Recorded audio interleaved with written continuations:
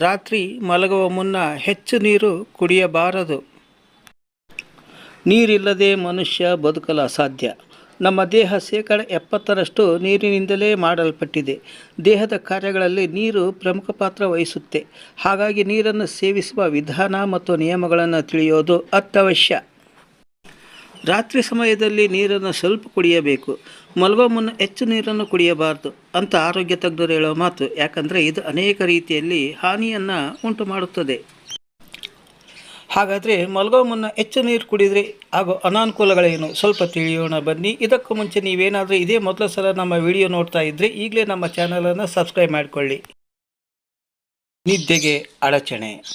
ರಾತ್ರಿ ಮಲಗುವ ಮುನ್ನ ಹೆಚ್ಚು ನೀರು ಕುಡಿಬಾರ್ದು. ಇದರಿಂದ ನಿದ್ದೆಗೆ ತೊಂದರೆ ಆಗುತ್ತೆ. ಕಾರಣ ಪದೇ ಪದೇ ಮೂತ್ರ ವಿಸರ್ಜನೆಗೆ ಹೋಗಬೇಕಾಗಬಹುದು. ಇದರಿಂದ ನಿದ್ದೆಗೆ ಭಂಗ ಆಗೋದು ಸಹಜ. ನಿದ್ದೆ ಸರಿಯಾಗಿ ಆಗದಿದ್ದರೆ ಮರುದಿನ ಆಯಾಸ ಮತ್ತು ಆಲಸ್ಯವನ್ನು ಎದುರಿಸಬೇಕಾಗಬಹುದು.